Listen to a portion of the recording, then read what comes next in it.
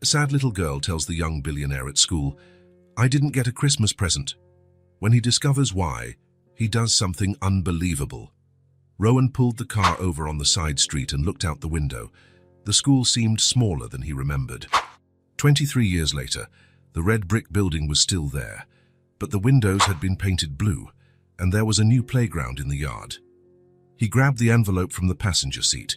Inside was a check that would make a difference in the school's budget for a good while. Rowan didn't want a party, a speech, or a plaque with his name on it. He just wanted to drop off the money and leave. "This will be quick," he muttered to himself. The front office was in the same place as before. A woman with grey hair greeted him with a genuine smile. "Can I help you?" "I'd like to speak with the principal. It's about a donation." "Of course. She's just finishing a meeting." "Can you wait about 5 minutes?" Rowan nodded and sat in a plastic chair. The hallway smelled of disinfectant and crayons, exactly like it used to. The bell rang, and children began to pour out of the classrooms, their voices echoing off the walls. The meeting with the principal was brief. 15 minutes to deliver the donation, decline any public recognition, and explain that he preferred to remain anonymous. She thanked him several times, and he politely ended the conversation. "Thank you so much, Mr. Mitchell. This will help the children immensely." "I hope so." Rowan left the office and walked down the hall toward the exit. Most of the parents had already picked up their children, but there were still a few kids waiting. He pushed open the main door and felt the cool afternoon air. That's when he saw her. A little girl was sitting alone on the front steps. She must have been about 4, with messy blonde hair that shone in the sun and light blue eyes that seemed too big for her small face. She wore a faded pink coat that looked too big for her and worn-out white sneakers. She swung her legs slowly, staring at the ground with a sad expression. Rowan stopped. Something about the girl's posture bothered him. She looked lost. "Are you okay?" he asked, approaching her. The little girl looked up. Her eyes were red as if she had been crying. "I didn't get a Christmas present," she said suddenly, without even asking who he was. The sentence caught Rowan completely by surprise. "What?" "I didn't get a Christmas present," she repeated, looking directly at him. "And I really wanted one. All my friends got one." She wiped her nose with the sleeve of her coat. "Daddy lost his job, and our house is sad. We didn't even have a Christmas dinner like in other years, just buttered noodles." Rowan felt as if he had been punched in the stomach. The casual way she spoke about something so painful left him speechless. He hesitated, then sat down on the step next to her. "What's your name?" "Emily, and you?" "Rowan." He didn't know what to say about the Christmas comment. "Do you go to school here?" Emily nodded. "I do. I'm in preschool, but I wish things were different." "Different how?" "I wish we had money, that Daddy hadn't lost his job, that we had a real Christmas." The words came out so directly that Rowan was speechless. It was as if the girl was reporting simple facts, unaware of the emotional weight of what she was saying. "So when did your dad lose his job?" "In November. He came home really sad and told Mommy he didn't have a job anymore. They thought I wasn't listening, but I was." Emily fiddled with the hem of her coat. "Then everything started to get different at home." "Different how?" "They stop talking when I come into the room. Mommy stares at the bills on the kitchen table and sighs.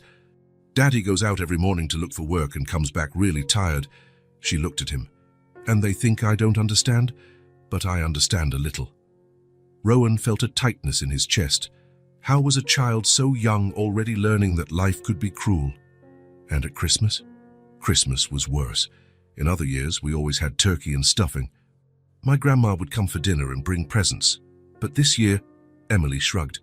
My grandma is sick and couldn't come, and Mommy said we were going to do something different, simpler. And what did you do?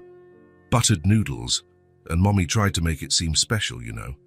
She put the nice tablecloth on the table and lit a candle. But I knew it was because there was no money for anything else. The simplicity with which Emily described the situation was heartbreaking. Rowan could perfectly picture the scene, a family trying to maintain their dignity in an impossible situation. And presents? There weren't any. Mommy said Santa Claus was very busy this year and that maybe he would come later. But I know he's not coming. Emily looked at her hands. My friend Sophia said Santa only comes for kids who have money. Your friend said that? She did. And I think she's right because all the kids in my class got presents except me. Sophia got a doll that talks. Peter got a car that turns into a robot. Emily sighed. Tight, and I pretended I got things too, but I think they knew I was lying. Rowan couldn't respond. How could he explain to a 4-year-old that the world was sometimes unfair? Do you think it's true that Santa Claus only likes rich kids? Emily asked. The question was so direct, so laden with hope and fear, that Rowan felt like crying. I think, he said finally, that sometimes things get complicated for adults. It has nothing to do with you being good or bad. Then why didn't I get anything? I was good all year. I helped Mommy with the dishes. I didn't fight at school. I ate all my food. The list of good deeds that Emily recited as evidence that she deserved a present made Rowan feel as if his heart was being squeezed. Emily, honey. A woman appeared at the school door. She had blonde hair like the girls and wore a simple, clean dress. I'm done talking with your teacher. We can go.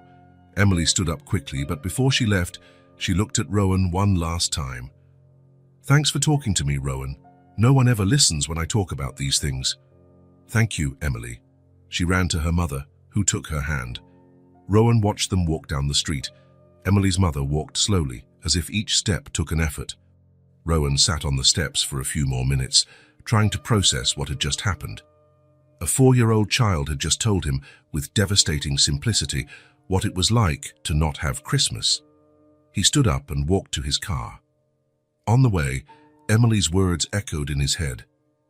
I didn't get a Christmas present. Our house is sad. Does Santa only like rich kids? Rowan started the engine but remained parked for a while. There was something in Emily's brutal honesty that had shaken him deeply. She wasn't asking for pity. She was just sharing her reality with the naturalness that only children possess. His house was in a quiet neighborhood, with wide streets and well-kept lawns. It was a completely different world from the one Emily knew. Rowan parked in the garage and entered through the kitchen door. The silence greeted him, as always. He went straight to his office on the 2nd floor. On the walls, diplomas and certificates told the story of his success. Rowan Mitchell, owner of a small chain of boutique hotels. 42 years old, successful, financially stable, and alone. Rowan opened a desk drawer and searched until he found an old shoebox. Inside were old photos he had kept for years. He took out a small album and began to flip through it. There he was, at 6 years old, smiling with his front teeth missing. His mother, young and beautiful, hugged him in a photo taken in the backyard. His father appeared in few photos, always serious, always tired. Rowan stopped at a specific photo. It was the Christmas of his 7th year.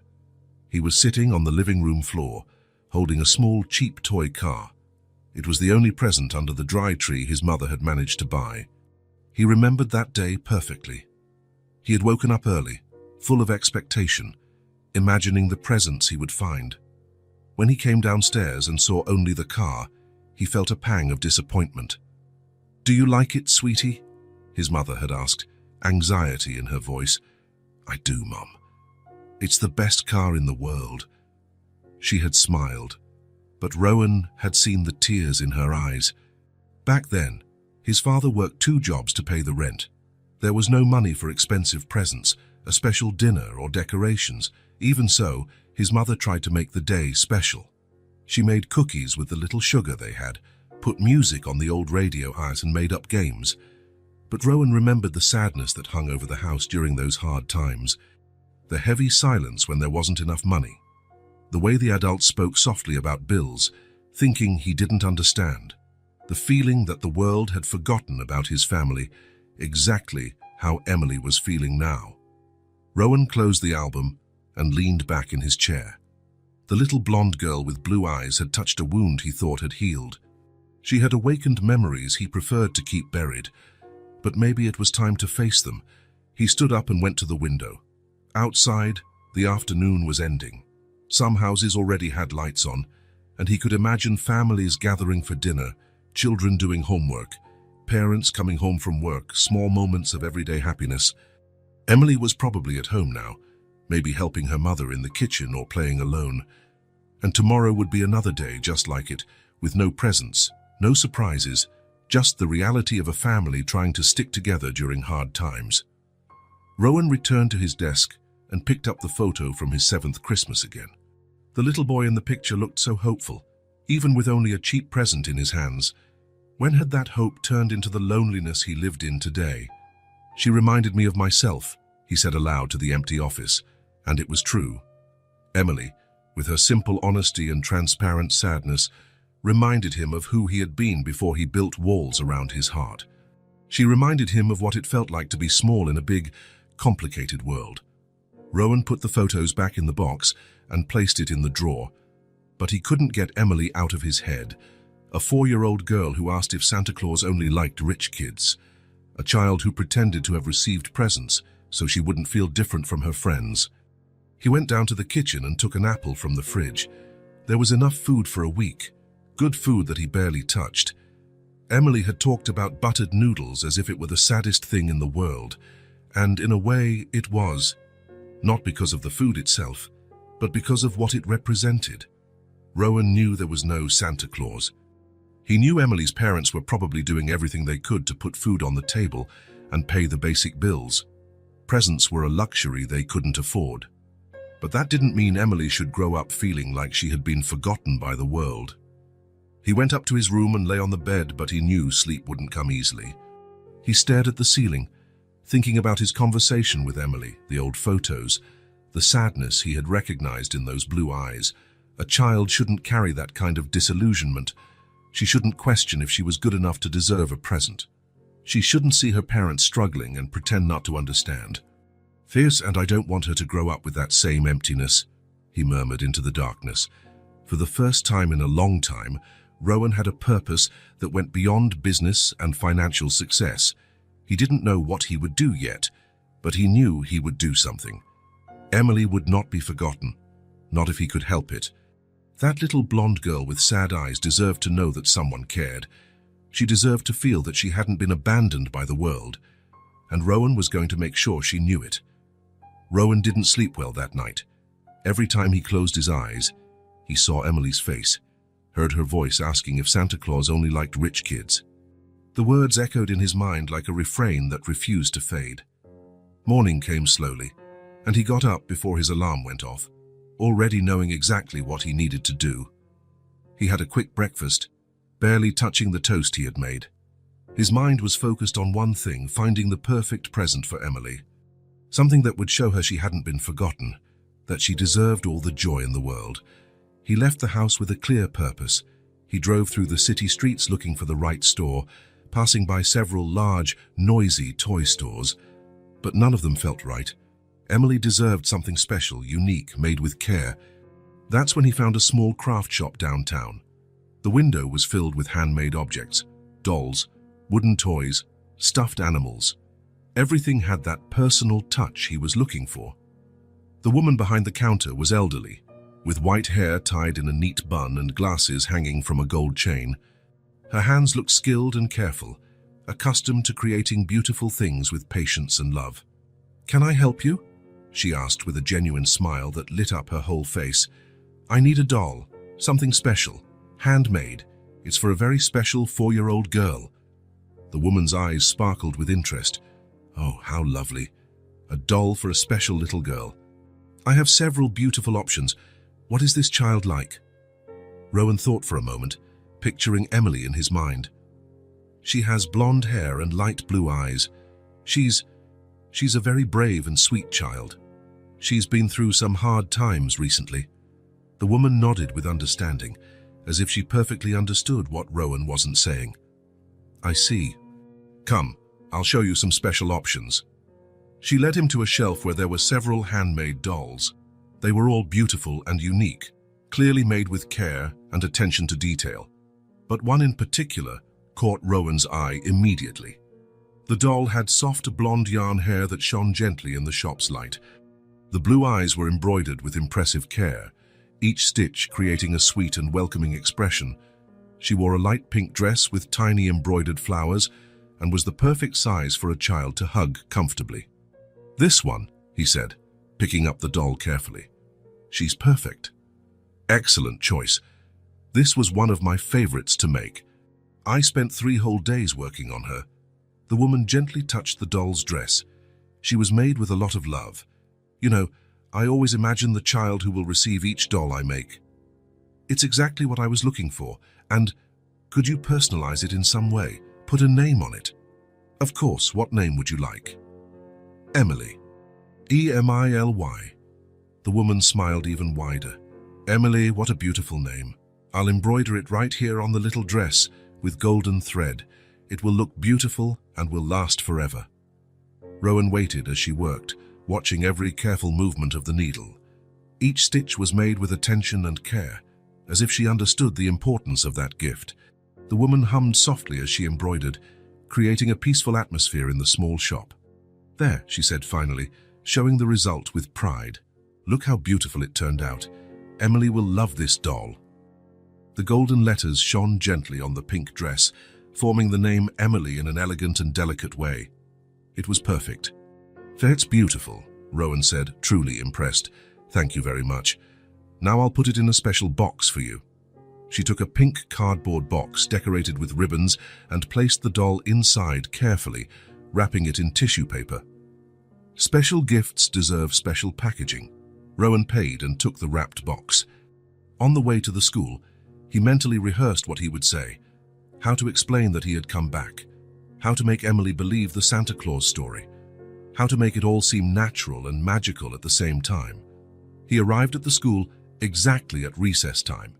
He could hear the children playing in the yard, their cheerful voices mixing with the sound of running feet and carefree laughter. He parked and walked to the entrance, carrying the box against his chest as if it were a treasure. Emily was sitting alone on the same bench as yesterday, watching the other children play on the playground. She seemed smaller today, more vulnerable, and Rowan felt his heart ache seeing her there, clearly still processing everything that had happened in their previous conversation. When she saw him approaching, her eyes widened in genuine surprise. "Rowan, you came back!" She stood up from the bench, clearly excited but also confused. I thought I wouldn't see you again." "I did come back." He approached slowly, holding the box carefully. "Actually, I came here because I have something very important for you." Emily tilted her head, curious, her blue eyes fixed on the pink box in his hands. "For me? But why?" "It's an interesting story." Rowan knelt in front of her, placing the box carefully on the ground between them. "Last night, after I got home, something very special happened." Emily's eyes widened even more. "What was it?" "I spoke with Santa Claus." Rowan spoke slowly, watching her reaction. "He showed up at my house after you told me about Christmas, and he told me something very important." Emily sat on the edge of the bench, leaning forward with full interest. "Santa Claus went to your house. For real?" "For real." "And he was very worried. He said he made a terrible mistake here in town." "What kind of mistake?" "He forgot to deliver something very special to a very special little girl." Rowan pushed the box towards her. He really forgot. It was his mistake. And he asked me to fix his mistake by bringing this to you. Emily looked at the box as if it was something magical. "Are you sure it's for me?" "It's not for another Emily." "I'm sure. He described you perfectly. He said you were a brave girl, with blonde hair and blue eyes, who went to this school and deserved something very special." With hands trembling with anticipation, Emily began to unwrap the gift. She made each movement with care, as if she wanted to savor every second of that moment. When she finally saw the doll, her face transformed completely. It was as if the sun had come out after a long, dark storm. Her eyes lit up, her mouth opened into a huge smile, and she let out a small cry of joy. She looks like me." Emily picked up the doll with the utmost care, as if it were made of crystal. "And look, it has my name." "It's written here on the dress." She traced the golden letters with her finger. "Emily. It's really my name." "It is." Santa Claus wanted to be absolutely sure it got to the right person. Emily hugged the doll against her chest and closed her eyes. For a long moment, she was silent, just feeling the gift she never thought she would receive. When she opened her eyes, they were filled with tears of pure joy. "She's the most beautiful thing in the whole world," she whispered, as if telling a secret. "What should I name her? What name do you think suits her?" Emily looked at the doll for a long time, studying every detail. "Luna. Like the other doll I had before, only this one is new and perfect and beautiful." She looked up at Rowan. "Did you really talk to Santa Claus? For real?" Rowan smiled warmly. "I did, and he said you were one of the kindest and bravest children in the whole city. That's why this doll is so special." Emily hugged Luna once more, then looked directly at Rowan with those huge, grateful blue eyes. "Are you my friend now?" The question was so simple, so direct and honest, that Rowan felt his heart tighten with emotion. "If you want me to be—" "I do," Emily said without a second's hesitation. "You're my first real adult friend." Rowan sat on the bench next to her, feeling an emotion he hadn't felt in years. "And you're my first 4-year-old friend," Emily laughed, a cheerful, musical sound that echoed through the yard and seemed to make the whole day brighter. "Can I tell you a secret?" "Of course. I thought I was never going to get a present. I thought the world had really forgotten about me." She looked at Luna with adoration. "But you remembered, and Santa Claus remembered too." Rowan couldn't speak for a moment. The pure gratitude in Emily's eyes was almost too much to bear. How could a simple doll make such a difference in a child's life? "I don't know," he said finally, when he managed to find his voice. "I went to school here when I was a kid. I sat on this very bench many times." Emily looked at him with renewed interest and surprise. "Really? Here at this school?" "Right here. A long time ago, when I was about your age." "And what were you like when you were little?" Rowan thought for a moment, remembering the boy he had been. "A lot like you, actually. Sometimes a little sad, sometimes afraid that things wouldn't work out, sometimes feeling a little forgotten too." "And did things work out?" "They did. It took time and sometimes it was hard, but they did." He looked around the familiar yard. "This place taught me a lot of important things about friendship, about dreaming, about not giving up." Emily swung her legs, hugging Luna to herself. "And what do you do now? Where do you work?" "I own a few hotels." Her eyes widened with admiration. "Hotels? Like those big, beautiful places where people sleep when they travel?" "Exactly." "Wow, you must be really rich then, like in the movies." Rowan laughed at her simplicity. "I do okay, it's true. But do you know what I've learned? What's more important than money?" "What?" "Having real friends like you." Emily smiled, squeezing Luna against her. "And now you own a hotel. That must be amazing. Do you live in a hotel?" "No, I have a normal house, but it's nice working with hotels. But do you know what the most important place in my whole life was?" "What?" Rowan pointed to the school building behind them. "Here. This school was my first really important place." Emily looked at the school, then back at him. "Sounds for real?" "For real. This is where I learned to read, to write, to make real friends. This is where I discovered I could dream of big things and work to achieve them." He paused, looking at her. "And this is where I met you." "So you were just like me," Emily exclaimed, grinning from ear to ear. "You used to sit on this bench and watch the other kids play." "Exactly like you. Sometimes I felt lonely, sometimes sad, but always dreaming. And look at you now. You have hotels and everything, and you know Santa Claus." She looked at him with total admiration. "Does that mean I can have nice things too when I grow up?" "You can, Emily. You can have anything you want in life. You just have to believe in yourself and never give up on your dreams." Emily was quiet for a moment, processing the words. "My mum always says things will get better soon, but sometimes it's hard to believe. I understand perfectly. Sometimes it was very hard for me too when I was little, but look where I am now. And look how I met you." "That's true." Emily looked at Luna, then at him. "Do you think my dad will find a job soon?" The question surprised Rowan with its maturity. "I think so. Your dad seems like a good, hard-working person, and people like that always find a way." "I hope so. I want our house to stop being sad forever." Rowan felt the urge to hug the girl, but he restrained himself. "You know what I think? I think your house is already less sad today. Why? Because you're happy now. And when you're happy, your whole house gets happy too. It's magic. Emily considered this seriously. That makes sense. When I come home smiling, Mommy smiles too. And when Mommy smiles, Daddy smiles. That's exactly how it works.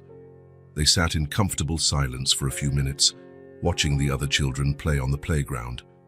Emily played with Luna's hair, combing it with her small, careful fingers. Rowan? Yes. Thank you so much for being my friend. And thank you so much for bringing me Luna. It's the best present I've ever gotten in my life. Thank you for being my friend, Emily. You made me remember important things I had forgotten. The school bell rang, signaling the end of recess. Emily stood up reluctantly, holding Luna with all the care in the world. I have to go back to class now. Of course. You need to study hard. Are you leaving now? Rowan hesitated for a moment. I am, but can I come back another day to see how you and Luna are getting along? Emily's face lit up like a Christmas tree. Yes, you can. I'll take great care of Luna and I'll tell her all about you. She needs to get to know my special friend better. It will be a pleasure to get to know her better too. Emily started running towards the school, but stopped halfway and turned around. Rowan, can you tell Santa Claus I said thank you very much, and that I'll take care of Luna forever? I will. He'll be very happy to know. Emily waved energetically and ran inside the school, hugging Luna as if she would never let go. Rowan could hear her talking excitedly to other children who approached to see the new doll. Rowan sat on the bench for a few more minutes, watching the school quiet down after recess. There was something different in the air today, a lightness and joy that wasn't there before. Maybe it was the feeling of having done something genuinely right, something that really mattered in the world. He stood up slowly and walked back to his car. On the way, he thought about Emily's expression when she saw Luna, the way her eyes shone when she realized her name was embroidered on the dress. He thought about the question of friendship, so direct and honest that it touched his heart in a way he hadn't expected. As he drove home, Rowan was already thinking about his next visit. Emily had said he could come back, and he definitely would. After all, real friends don't disappear after giving a gift, and Emily deserved to have a real friend in her life. A few days had passed since Rowan had given Luna to Emily. He had thought about the girl every day, wondering how she was, if she was taking good care of the doll, if she was still happy. The curiosity and affection he felt for his new friend made him decide to go back to the school to visit her. It was a Thursday afternoon when Rowan parked again on the school's side street. The sun was high and warm, and he could hear the familiar noise of children at recess. He walked to the yard and looked for Emily among the playing children. He found her sitting alone under a tree, talking softly to Luna. The doll was well cared for, with her hair combed and her dress still clean and pretty. Emily seemed to be telling the doll a story, gesturing with her small hands. "Hi, Emily," Rowan said, approaching slowly. Emily looked up and her eyes lit up immediately. "Rowan! You came back." She stood up quickly, holding Luna against her chest. "Luna, look who's here. It's Rowan, my friend I told you about." Rowan smiled, pretending to greet the doll. "Hi, Luna. Has Emily been taking good care of you?" Emily put on a different voice, as if it were Luna responding. "She takes very good care of me. We sleep together every night and she tells me stories." "That's good. You two seem to be great friends." "We are," Emily laughed. "I was telling Luna about my plans for when I grow up." "Oh yeah? And what are those plans?" Emily sat on the ground, motioning for Rowan to sit too. "I'm going to have a really pretty restaurant, with round windows and lots of flowers out front. Sounds amazing. And what kind of food will you make?" "All kinds. Chocolate cake, pasta, pizza, warm soup for cold days." Emily spoke with her eyes shining with excitement. "And you know what else?" "What?" "I'm going to give free food to anyone who's hungry. Like, if someone doesn't have money but is hungry, they can eat anyway." Rowan felt something stir in his chest. The simplicity and kindness in Emily's words were breathtaking. "That's very beautiful, Emily. My mom always says everyone deserves to eat well, and I agree." Emily adjusted Luna in her lap. "In my restaurant, no one will go hungry." It was then that Rowan noticed something that bothered him. He looked around and saw that all the other children had lunch boxes or were eating something, but Emily had nothing. "Emily, did you not bring a snack today?" Emily looked down and fiddled with Luna's dress. "South, there was nothing at home to bring." The answer was said so naturally that it hurt even more. Rowan felt a pang in his chest as he realized Emily was used to this situation. "Are you hungry?" Emily shrugged. "A little, but it's okay. I'll eat at school during lunch." Rowan stood up. "How about we go get something to eat right now?" "You, me, and Luna." Emily's eyes widened. "Really? But class is starting soon. We'll be back before class. What do you think?" Emily looked at Luna, as if asking the doll for permission. "What do you think, Luna?" She paused, as if listening for a response. "Luna said it's a great idea." Rowan laughed. "Then it's settled. Let's find a nice place to eat." They left the school and walked down the street. Emily held Luna with one hand and pointed out interesting things with the other, as if it were a special outing. Rowan watched how she found joy in simple things. A dog sleeping on the sidewalk, flowers in a garden, a bird singing in a tree. "Look at that bakery," Emily said, pointing to a small bakery with a window full of cakes and pastries. "It smells so good. Do you want to go in?" "Can I really?" "Of course." They entered the bakery and were greeted by the delicious smell of fresh bread and cake. Emily stood at the entrance for a moment, taking a deep breath. "It smells like heaven must smell," she said softly. They sat at a small table near the window. Emily placed Luna in the chair next to her, as if the doll were really going to participate in the snack. "What do you want to eat?" Rowan asked. Emily looked at the menu carefully. "Can I choose anything?" "Anything. A ham and cheese sandwich and an orange juice. And can Luna have juice too?" "Of course she can." The waitress brought their order and Emily ate slowly, savoring every bite. Every now and then, she would pretend to feed Luna, talking softly to the doll. "Is the sandwich good?" Rowan asked. "It's great. It's just like the one my mom used to make when we had ham at home." Emily took a sip of her juice. "You know, when I have my restaurant, I'm going to make sandwiches like this for the kids. Tell me more about this restaurant." Emily immediately perked up. "It's going to be really big, with wooden tables and colorful chairs. Each table will have a little vase with different flowers." She gestured as she spoke, painting the picture in her mind. "And there will be a huge kitchen where I'll make everything with lots of love. And the round windows. Oh yes, the windows will be round to let in lots of light. And from each window, you'll see the garden full of flowers that I'm going to plant." Emily smiled. "Find people will be able to eat while looking at the flowers." Rowan listened in silence, increasingly impressed with the detailed vision Emily had of the future. "And you know what else? I'll have a special area for children, with storybooks and games. That way, while the parents eat, the kids can play." "It sounds like a wonderful place." "It will be. And I'm going to hire people who can't get jobs elsewhere, like my dad right now." Emily paused. "He's very good at what he does, but sometimes people don't give him a chance." Rowan felt a lump in his throat. How could a 4-year-old have so much wisdom and compassion? "And the free food part?" he asked. "Oh, that's the most important part." Emily leaned forward as if to tell a secret. "Every day at lunchtime, anyone who is hungry can come in and eat. They don't have to pay anything." "But how will you keep the restaurant running?" Emily thought for a moment. "The people who can pay will pay, and with that money, I'll buy food to give to those who can't pay." "It's simple." Emily's childlike logic was both naive and profound. Rowan was silent for a moment, moved by the girl's sweetness and worldview. "You've thought of everything," he said finally. "I think about it every day.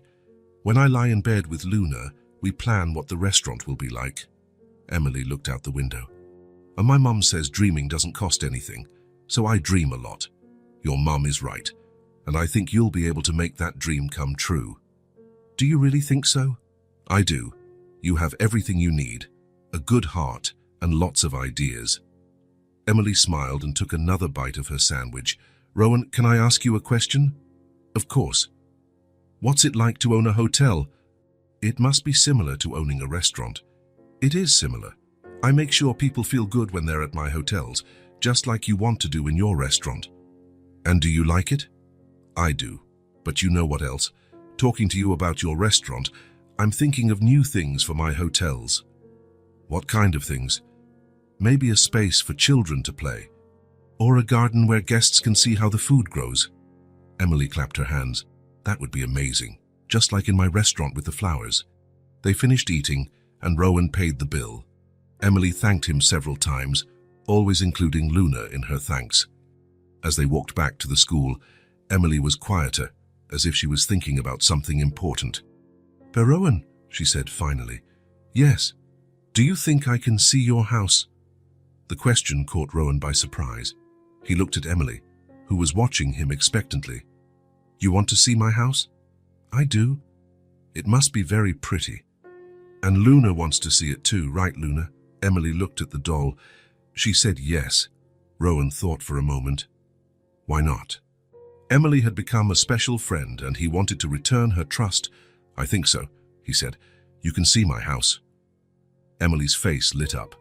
"Really? When?" "How about this weekend? We can arrange it with your mum. She'll like you, I'm sure, and she'll be happy to know I have such a nice friend. I'd like to meet your mum too. And your dad." Emily was quiet for a moment. "They'll like you. My mum always says that good people attract good people." "Your mum sounds very wise." "She is. And my dad too. He's just a little sad right now because of his job." They arrived at the school and Emily stopped before going in. "Thanks for the snack, Rowan. It was the best snack of my life. Thank you for telling me about your restaurant. Now I know that when it exists, it'll be the first place I eat." Emily laughed. "You'll be my first special customer. And Luna too." She ran into the school, waving, until she disappeared from sight. Rowan stood on the sidewalk for a few minutes, thinking about the conversation they had. Emily was only 4, but her words had touched something deep within him. The way she dreamed of helping others, even after facing difficulties. The natural way she spoke about feeding the hungry. The way she included Luna in everything, treating the doll like a real friend.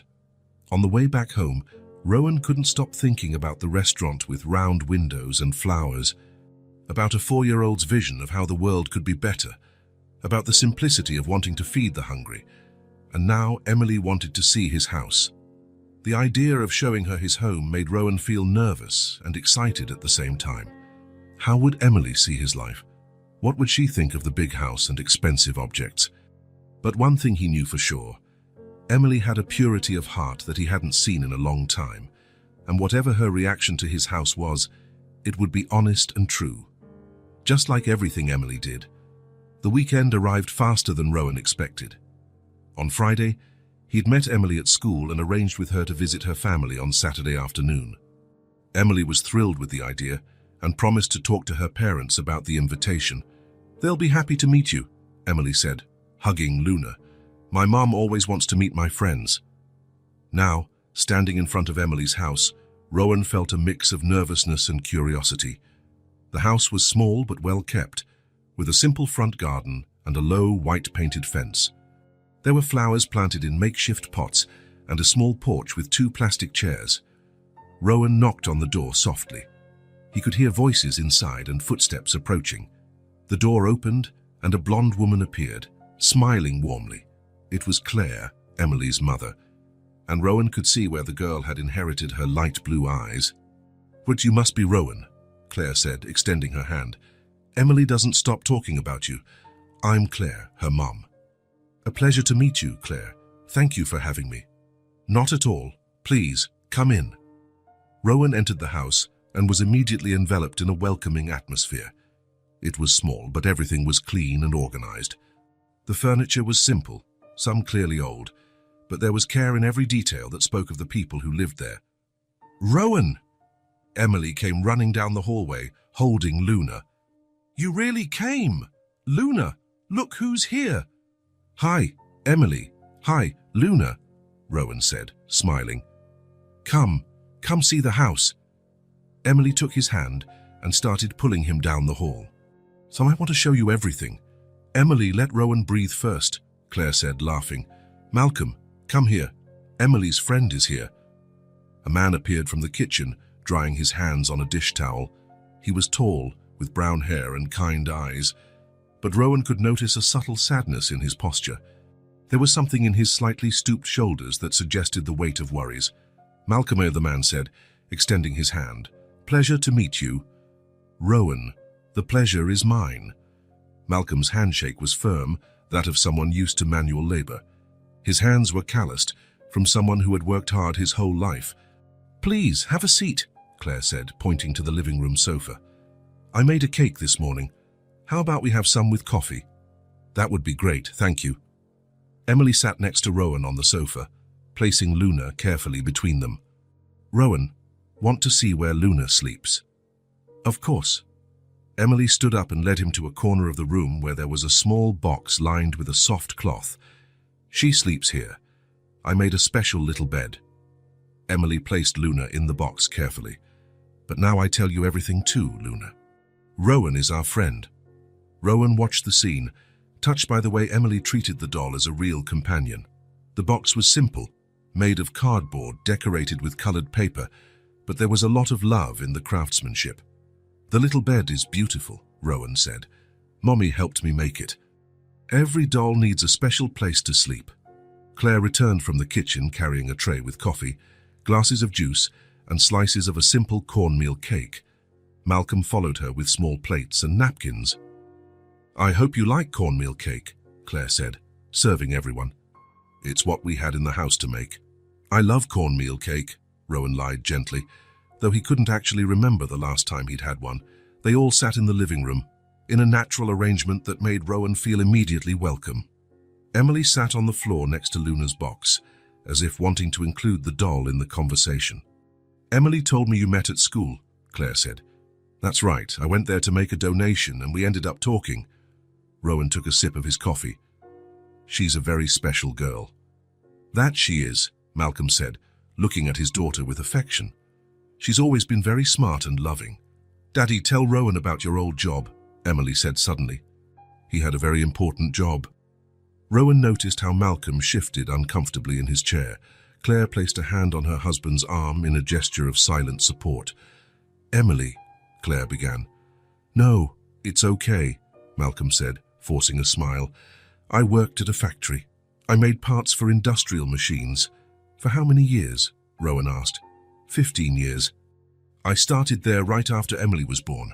Malcolm looked at his own hands. "It was a good job, fair pay, good colleagues. I liked what I did." "And what happened?" Malcolm sighed. "The company decided to close the factory. They said it wasn't profitable enough." "Was it far from here?" Rowan asked, though something in his chest was already tightening with a terrible suspicion. "It was, in the industrial park, on the other side of town. It took me almost an hour to get there by bus every day." Malcolm took a sip of his coffee. "See, but it's what supported everything here at home." Emily got up and went to sit next to her father. "Daddy is very good at what he does.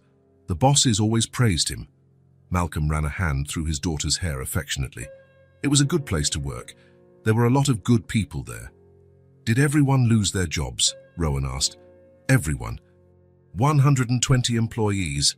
Malcolm shook his head. "Some have found new jobs, others are still looking, like me." Claire got up to get more coffee from the kitchen. Rowan could see that the subject was painful for the whole family. "And why exactly did it close?" Rowan insisted, though he feared the answer. "They said an investor bought the land, wanted to tear everything down to build something else." Malcolm looked out the window. It was an old building, but solid. It could have run for many more years. Rowan felt his stomach tighten. A terrible suspicion was growing inside him. "Chelsea, do you know what they're going to build in its place?" "It closed to become a hotel, they said," Malcolm replied without looking at him. "A boutique hotel, something like that. For people with money." The words hit Rowan like a punch to the gut. He almost dropped the coffee cup from his hands. He knew that story all too well. He knew it because he had been the one who bought that land. He had been the one who decided to close the factory to build his newest hotel. The air in the room seemed to get heavier. Rowan looked around and saw in a completely new light the simplicity of the furniture, the careful patches on the curtain, the way Claire stretched every penny to keep the house running. All of it was a consequence of a decision he had made coldly and calculatingly, thinking only of numbers and profits. "Are you okay?" Claire asked. returning from the kitchen and noticing Rowan's sudden paleness. "I'm fine, thank you," he managed to say, though his voice came out a bit strangled. Emily looked at him with concern. "Rowan, are you sad?" "I'm okay, Emily. I was just thinking about what your dad said." Malcolm continued talking, oblivious to the turmoil of emotions Rowan was feeling. "The worst part is that they closed it out of nowhere. On Friday, everything was normal.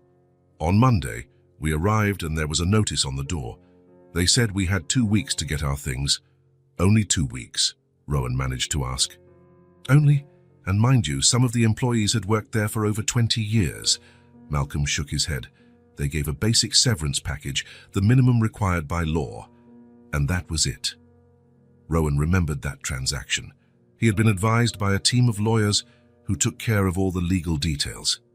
For him, it had been just another investment, an opportunity to expand his business. He had never thought about the faces behind the numbers, the families that would be affected. "That must have been very difficult," Rowan said, feeling like a hypocrite. It still is." Malcolm looked at Emily Hunt, who was playing with Luna on the floor.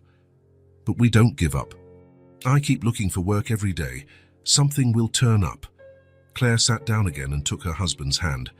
"Malcolm is persistent and very good at what he does. Someone will recognize that soon." "Definitely," Rowan said, though the words sounded empty even to himself. Emily got up and came to sit on her father's lap. "Daddy will find an even better job. I'm sure of it." Malcolm kissed the top of his daughter's head.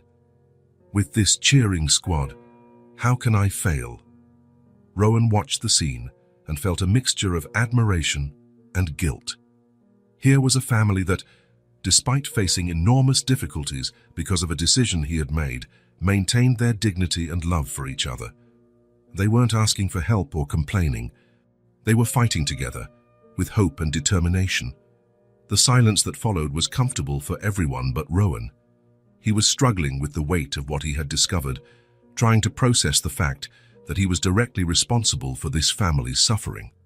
"The cake is delicious," he said finally, trying to return to normal conversation. "Thank you," Claire said, smiling. "It's my mother's recipe, simple but tasty." Emily turned to Rowan. "Rowan, when I have my restaurant, I'm going to make cake just like Mommy's to give to people." "It will be the best cake in the restaurant," Rowan said, forcing a smile. The conversation continued for another hour, but Rowan was only half present. His mind was racing with the discovery he had made. How could he look into the eyes of Emily, Claire, Malcolm, knowing that he was responsible for taking away their stability? When he finally said goodbye, promising to return soon, Rowan left the house carrying a huge weight on his chest. Emily walked him to the door, holding Luna. "Thanks for coming, Rowan. My parents really liked you." "I really liked them too, Emily. Next time you can see my room too." "That would be great." Rowan walked to his car in silence, feeling Emily's eyes watching him from the door. When he started the engine and drove away, a single certainty echoed in his mind. He had to do something to fix what he had broken, but he still didn't know how. The days following the visit to Emily's house were the hardest Rowan had experienced in years. He could barely sleep, barely concentrate on work. Every time he closed his eyes, he saw Malcolm's kind face talking about the factory that had closed to become a hotel. He heard the words again. It was far, but it's what supported everything. The image of Claire stretching every penny to keep the house running wouldn't leave his mind. The dignified simplicity of the family, who didn't ask for help, but were clearly struggling. Emily's innocent dream of having a restaurant to feed the hungry, all because of a decision he had made coldly, thinking only of numbers and profits. On Wednesday morning, Rowan cancelled all his meetings for the day. His secretary was surprised, as he never did that without an important reason. But this time, there was a reason, the most important one of his life. He left home with a clear destination in mind. He needed to see with his own eyes the place that had destroyed the lives of so many people. He needed to face the reality of what he had done, to touch the walls that had housed dreams and hopes. The site of the old factory was in the city's industrial park, a neighborhood Rowan only knew from the reports he received from his lawyers and architects. He had never set foot there before. To him, It had always been just an address on a spreadsheet, an investment with potential for return. He drove through streets that became progressively simpler, smaller houses, gardens cared for with love, but without resources. Local businesses that clearly served the area's workers, a bakery with handwritten prices, a small pharmacy, a corner store where people knew each other by name. It was a world completely different from his own.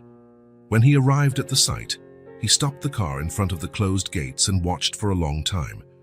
The factory was still standing, but completely empty. There was a large modern sign indicating that a new hotel from the Mitchell Boutique Hotels chain would be built there. His name was stamped on it, proud and imposing, announcing progress and modernity.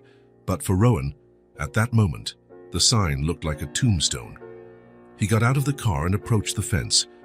The main gate was locked with chains and padlocks, but there was a side opening in the fence where he managed to get in.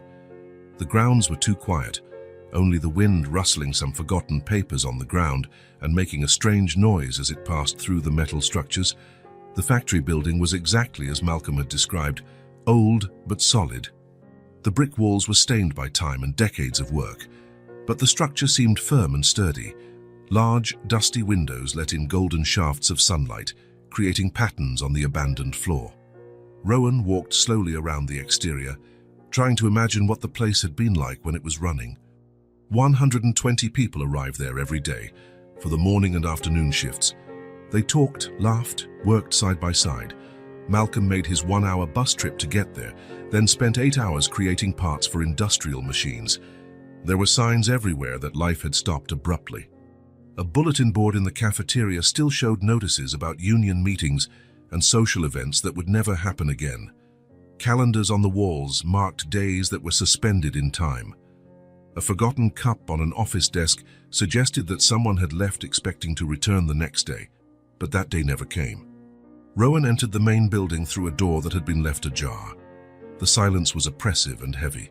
His footsteps echoed on the concrete floor, creating a ghostly sound that multiplied through the empty corridors.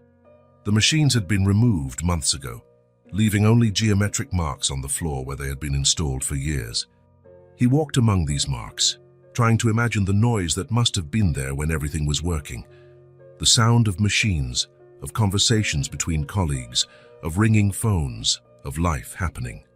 He climbed a metal staircase to a mezzanine that overlooked the entire factory floor. From up there, he could get a full perspective of the space.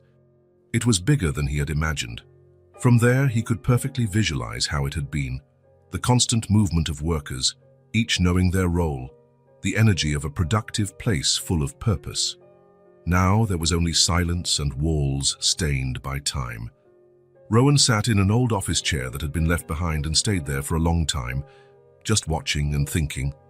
How had he been able to reduce all of this to numbers on a spreadsheet? How had he managed to sign papers that resulted in the closure of this place without ever thinking about the faces behind the jobs? The weight of guilt was almost physical. He felt as if he were carrying a stone in his chest, making it difficult to even breathe. "I can't go on as if I don't know," he said aloud to the empty space. "This is not going to become a hotel." The words echoed in the silence, coming back to him amplified, and for the first time in days, Rowan felt something like relief. He had made a decision. He still didn't know exactly what he would do, but he knew he could no longer pretend he didn't know the consequences of his actions. He stayed at the factory for another 2 hours, walking through the empty corridors, going up and down stairs, entering rooms that were once full of life. He tried to absorb the scale of what had happened there.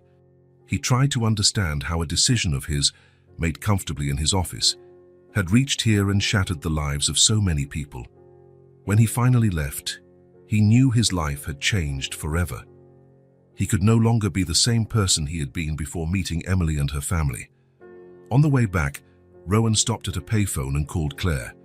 His hands were trembling slightly as he dialed the number. "Hello?" "Hi, Claire, it's Rowan, Emily's friend." "Rowan, so good to hear from you. How are you?" "I'm okay." "Claire, I'd like to talk to you and Malcolm about something very important. Can I come by tonight?" There was a pause on the other end of the line. "Of course, you're always welcome here." "Did something happen?" It's complicated to explain over the phone. I'd rather talk in person if it's not an inconvenience. No problem at all. Emily will be happy to see you again. She was asking when you were coming back. See you soon then, and Claire, thank you. Rowan hung up the phone with his heart racing. He knew he was about to have the most difficult conversation of his life, but he also knew it was the only right thing to do. The rest of the day passed slowly, as if time were deliberately dragging. Rowan tried to work, but he couldn't concentrate on anything. He reviewed contracts without really reading them, answered emails automatically, took a few important calls, but his mind was completely focused on the conversation he would have that night. At 7 o'clock sharp, he was at Emily's door again. This time, however, his heart was pounding for completely different reasons. It wasn't anxiety about meeting new people. It was fear of having to face the truth about himself, of seeing their reaction when they found out who he really was. Emily opened the door before he even knocked, as if she had been waiting at the window. "Rowan, you came back." She hugged him tightly, without any reservation. "Luna missed you." "I told her you were coming back. I missed you two too." Claire appeared behind her daughter, smiling warmly. "Come in, Rowan. Malcolm is in the living room. He just got back from downtown." They gathered in the same arrangement as the last visit, but this time Rowan was clearly nervous. His hands were sweating and he couldn't sit still in his chair. Emily noticed immediately, "Are you okay? You look worried about something." "I am a little worried, Emily. I need to talk to your parents about something very important." Malcolm leaned forward, his attention fully on him. "What is it, Rowan? Can we help with anything?" Rowan took several deep breaths. There was no easy way to say it. There were no words that would make the truth less painful. "Malcolm, Claire, I need to tell you something. Something I found out after our conversation last Saturday." He paused, searching for the right words, knowing they would change everything between them. When Malcolm talked about the factory that closed to become a hotel, I recognized the story immediately. "Recognized how?" Claire asked, frowning. Rowan looked at Emily, who was watching him with innocent curiosity, having no idea what she was about to hear. Then he looked at her parents. "I bought that factory." The silence that followed was deafening. Malcolm and Claire looked at him as if he had spoken in another language, not fully understanding what he had just said. "What do you mean? You bought it?" Malcolm asked slowly, his tone changing. "I am the investor who bought the factory land. I closed it without knowing how much it hurt the people who worked there." Rowan felt his voice tremble. "But now I know. And I want to give back what I took." Malcolm stood up from his chair as if he had been electrocuted. His hands were shaking slightly. You were the one who closed our factory, who took our jobs." "I was. And I didn't even know people like you existed. To me, you were just numbers on a spreadsheet, operating costs." Rowan lowered his head, unable to maintain eye contact. "I never thought about the families that would be affected.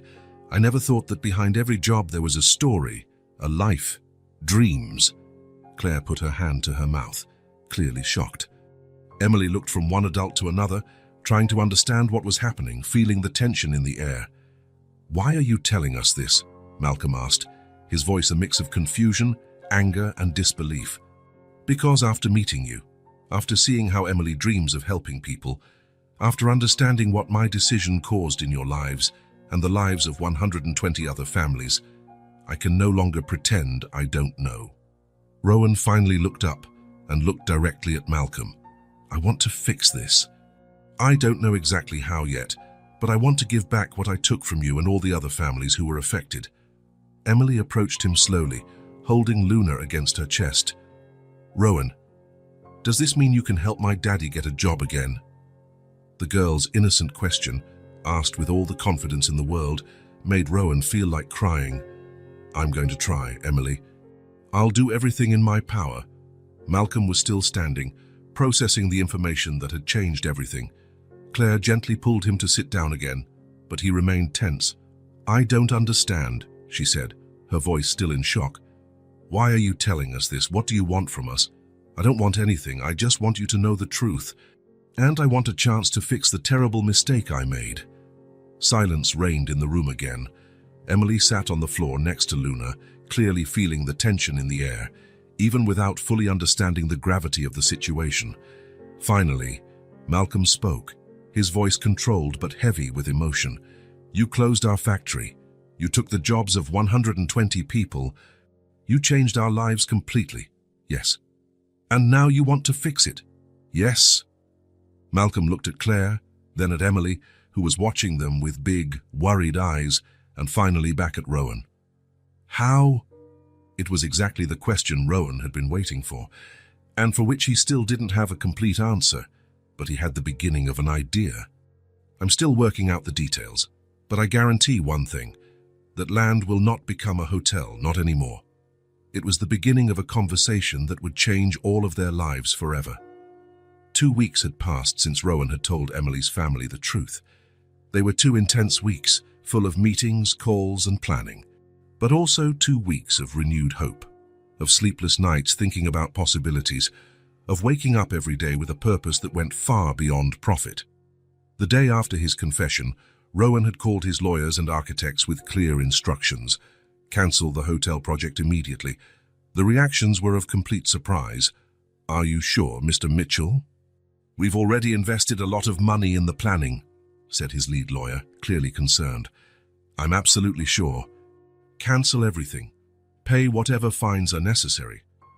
"And what are we going to do with the land?" "I'm going to turn it into something completely different." Rowan spent the next few days intensively researching cooperatives, talking to experts, studying models that worked in other cities. The idea that had begun to germinate in his mind was taking shape: to transform the old factory into a community cooperative, managed by the very workers who had lost their jobs. But he didn't want to do anything alone. The first person he sought out was Malcolm. They met in a small diner near Emily's house. Malcolm arrived suspicious, still processing everything he had discovered about Rowan. "I have a proposal," Rowan said without preamble. "I want you to help me create something new in place of the factory." Malcolm frowned. "What kind of thing?" "A cooperative, a place where the former employees can work together as owners of their own business, where each person has a voice in the decisions and shares in the results." "And why would I help you?" "Because you know those people better than any consultant. You know their skills, their dreams, their needs. I have money and resources, but you have something much more valuable. You truly know the community." Malcolm was quiet for a long time, stirring his coffee. "How would it work?" "Each former employee who wants to participate becomes a co-op member, a partner in the enterprise. Everyone has a say in important decisions. Everyone shares the profits. The space would be used for different activities: workshops, services, production. And you. And what would be your role?" "I'll finance the complete renovation and the initial equipment. After that, you run the business. I'll just stay on as an advisor, if you want me." Malcolm looked directly at him. "Why are you doing this?" "Because it's the right thing to do. And because a 4-year-old girl taught me that there are much better ways to use money." In the following days, Malcolm helped Rowan get in touch with his former co-workers. The first meetings were tense, full of distrust. "He closed our factory, and now he wants to play the good guy," said Jose, one of the oldest welders. "What guarantee do we have that he won't change his mind again?" asked Rita. "I completely understand your anger," Rowan said at a meeting in the local church hall, "but I'm here to offer a chance to rebuild something better than what existed before." "Better for whom?" asked Maria. "For you, for your families, for the whole community?" It took several meetings before people started to trust the proposal. Rowan brought in lawyers specializing in cooperatives to explain the legal aspects. But it was when Claire joined the project that things really started to change. "I've always dreamed of cooking for many people," she said at one of the meetings. "Making meals that feed not just the body, but also the soul." The idea of a community kitchen led by Claire opened up new possibilities. Soon, other people began to suggest ideas. A sewing workshop led by Ms. Carmen, who had always been skilled with a needle and thread. A maintenance area coordinated by Mr. Pedro Sato, who could fix anything. A bakery where some of the ex-employees could use family recipes. "And what about a space for the children?" suggested Anna, a mother of 3 young children. Many mothers in the area can't work because they have nowhere to leave their kids. Rowan noted everything carefully, each suggestion being incorporated into the project. His architects worked to adapt the old factory space to the new needs. The building was divided into functional areas after much debate. The old cafeteria became Claire's community kitchen, with professional equipment to prepare meals for the cooperative and also to sell to the community.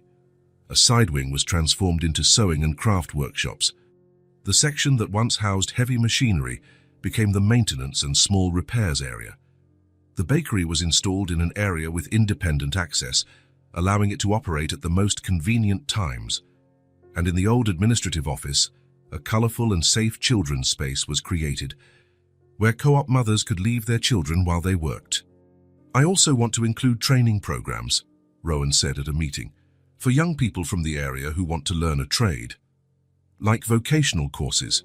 asked Malcolm, who had become the main intermediary between Rowan and the former employees. "Exactly. Baking, sewing, basic maintenance, small business management, even adult literacy. The construction and renovation took 3 intense months. Rowan was there every day, not as a supervisor, but as just another worker. He carried materials, painted walls, assembled furniture.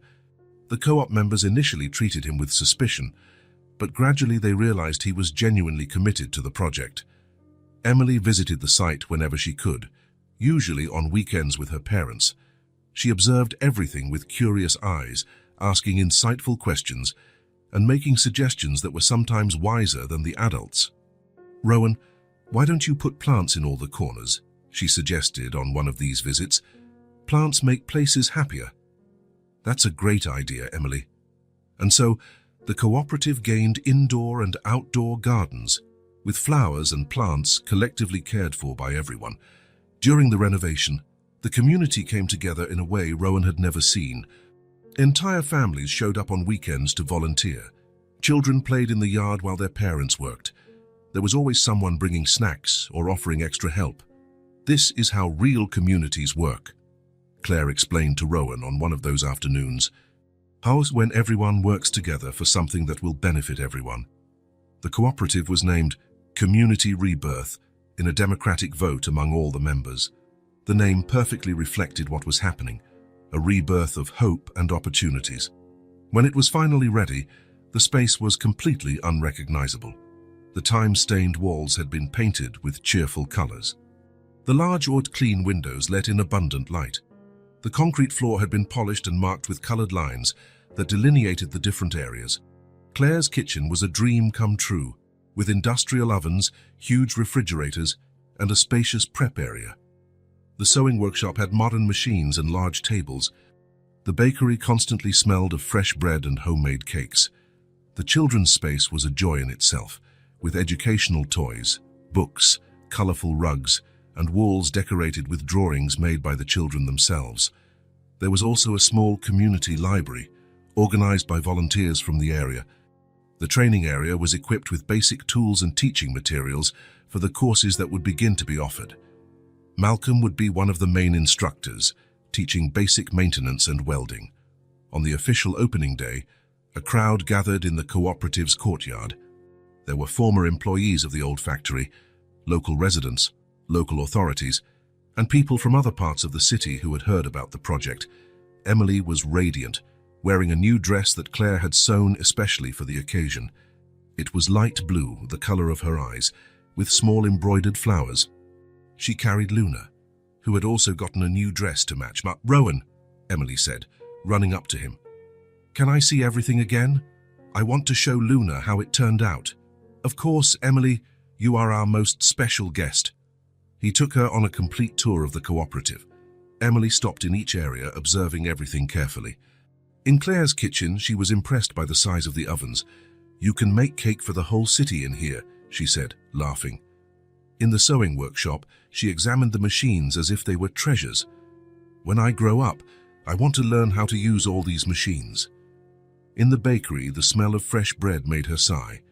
"It smells like heaven must smell," she said, repeating the phrase she had used the first time they entered a bakery together. But it was when they reached the children's space that Emily stopped and stared for a long time. There were children her age playing, mothers talking, an atmosphere of joy and care. "So it looks like my restaurant," she said finally, her voice full of emotion. "Only bigger." Rowan knelt beside her. "It is similar, isn't it? A place where people take care of each other, where no one goes hungry, where everyone is welcome." "You remembered my dream," Emily said, looking at him with those huge blue eyes. "Your dream helped me create all of this. You taught me how to dream again." The opening ceremony was simple but emotional. Malcolm spoke on behalf of all the co-op members, thanking them for the opportunity to start over. Claire presented the community kitchen projects. Other members explained how the different areas would work. When it was the authorities' turn to speak, Emily stepped forward. No one had planned for her to speak, but she climbed onto the small platform and asked for the microphone. "I wanted to say something," she said in her clear child's voice. The audience fell completely silent, surprised and curious. "I want to thank my friend Rowan, because he listened to my heart, because he stayed, and because now he's a friend of my family." She paused, looking directly at Rowan, who was in the front row. "He turned a sad place into a happy place, and now all the people will have a job again, and they will take care of each other, just like in a big family." The silence that followed was filled with emotion. Many people had tears in their eyes. Emily had captured in simple words what everyone was feeling. Rowan stood up and went to the platform. Emily handed him the microphone with a huge smile. "Thank you, Emily," he said, his voice clearly emotional. "Thank you for letting me be a part of this." He looked at the crowd, seeing faces he had come to know and respect over the past few months. "When I met Emily a few months ago, she told me about a dream, a restaurant where she would give free food to those who were hungry, where people would be cared for." Rowan gestured to the renovated building behind him. "This cooperative is the adult version of that dream, a place where everyone takes care of everyone." He paused, searching for the right words. "I've learned more from you in the last few months than I learned in years of running businesses. I learned that true success isn't measured in profits, but in how many lives you can touch in a positive way." The crowd applauded warmly, an applause that lasted for several minutes. Rowan came down from the platform and was enveloped in hugs from people he hadn't even known a few months before. Emily ran to him and hugged him tightly, with Luna squeezed between them. "Now everyone will have a place to work and be happy," she said. "Now everyone will have a place to truly belong," Rowan corrected, hugging her back. The rest of the day was a true celebration. People visited all the areas of the cooperative, tried the first products from the bakery, learned about the plans for the coming months. Children played in the courtyard, while the adults talked about dreams that now seemed possible. As the sun began to set, Rowan found himself sitting on the same bench where he had first talked with Emily at the school. This time, however, he was not alone. Emily was by his side, Luna in her lap, and around them was an entire community that had become his family. "We really did it, didn't we, Rowan?" Emily said, looking at the building that now glowed with warm lights. "We did, Emily. We created something truly beautiful together. And it's just the beginning," she said, with the wisdom of someone who dreams big. "There's still so much more good to come." Rowan smiled, knowing she was right. The cooperative was just the beginning of a new way of living and working, a way where people mattered more than profits, where children's dreams could inspire real change in the world. And it had all started with a little blonde girl with blue eyes who hadn't gotten a Christmas present, but had a heart bigger than any gift he had ever seen. 6 months had passed since the inauguration of the Community Rebirth Cooperative. Fall had arrived, painting the city's trees in golden hues, and life seemed to have found a new rhythm for everyone. The cooperative grew week by week. What had started as a project to reintegrate 120 former employees had become something much larger. Now there were 150 co-op members, including people from the community, who found an opportunity to start over at the cooperative. Claire's community kitchen was an absolute success. The community restaurant thrived impressively. Every day, a line formed at the door to taste the homemade meals that Claire and her team prepared with love. There were always options for those who couldn't pay the full price. "Just like Emily's dream," Claire would say every time she saw a child eating for free at the restaurant. The bakery was running from 5 in the morning, filling the neighborhood with the smell of fresh bread. Mr. Pedro expanded the maintenance workshop. Ms. Carmen's sewing area had become a small garment factory. The children's space was never empty, and the training courses were in high demand. The cooperative had become much more than a workplace. It was a community center where people met, children played, families celebrated, and life happened to the fullest. Rowan continued to run his hotels, but now with a completely different perspective. He had implemented several ideas inspired by the cooperative: spaces for children, partnerships with local producers, training programs for young people. But mainly, Rowan now had another habit that had become the most important part of his week. Every weekend, he visited Emily and her family. It started as sporadic visits, but quickly became a tradition. Friday night, Rowan would park in front of the small house and knock on the door, always being greeted with genuine smiles. Emily would always run to hug him, telling him all about school. Luna, now with a few loving patches after so many hugs, was always with her.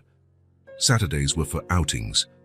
Sometimes they visited the cooperative, other times they explored the city, always discovering new places Emily wanted to see. But Sundays were special. They were family day. Rowan would arrive early and find the house with that calm Sunday morning rhythm. Claire always welcomed him with fresh coffee and a warm smile. Malcolm, who in the first few months still maintained formality, now greeted him like a brother. Sunday morning always began in the kitchen. Emily insisted that Rowan help her make a cake. She had become an expert in simple cakes, always wanting to try new flavors. "Today we're making carrot cake," Emily would say, climbing onto a chair. "But I'm going to add cinnamon, because I think it will be tastier." Rowan helped her measure ingredients, mix the batter, grease the pan. It was a ritual they both loved, full of conversations about everything and nothing. Emily took the opportunity to tell stories from school, her plans for the future, her observations about the world. "You know, Rowan, I still want to have my restaurant," she would say, beating the eggs. "But now I know I also want to have a cooperative, for people to work together and be happy." While the cake baked, they would sit in the living room and Rowan would tell old stories. Emily loved to hear about what his life was like as a child, about the school he attended, about his family's hard times. "You were just like me," Emily would always say. "I was, and you helped me remember what it was like to be a child." When the cake was ready, they would gather on the porch for an afternoon snack. Claire would watch from the kitchen, smiling as she washed dishes or prepared something for dinner. There was a peace in those moments that she hadn't felt in a long time. Malcolm had changed a lot in recent months. The work at the cooperative had restored his confidence.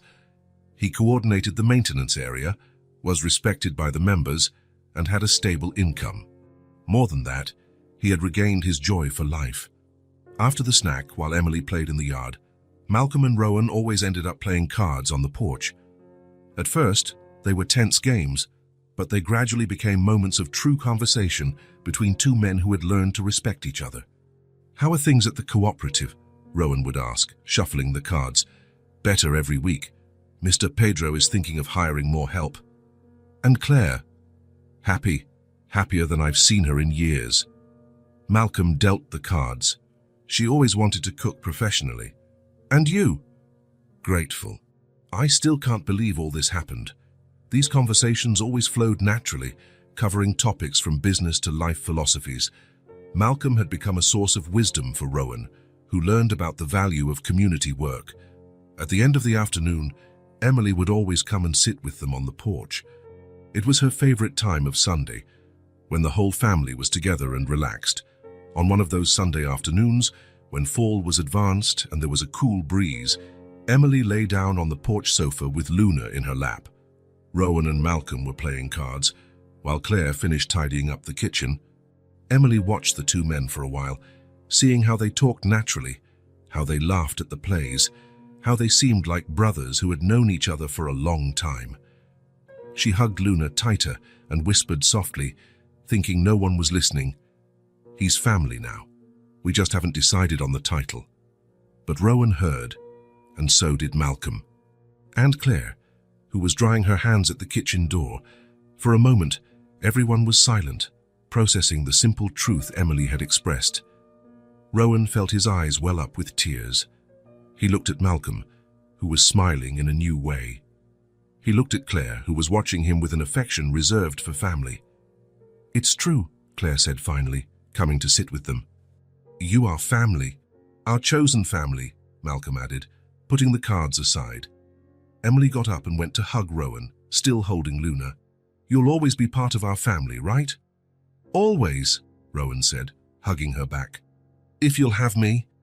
"Of course we'll have you," Emily said, as if it were obvious. Family is family. As the sun set, they stayed there on the porch, talking about plans for the week, about the small things of daily life, about the life they had built together. Rowan thought about how his life had changed since that day he met a little blonde girl who hadn't gotten a Christmas present. How a sincere conversation on the steps of a school had transformed not just his perspective, but his entire life. Now he had a family. He had a purpose beyond money. He was sure he was making a difference in the world, and all because Emily had taught him that simple dreams and generous hearts could move mountains. When it was time to leave, Emily walked him to the car. "Rowan,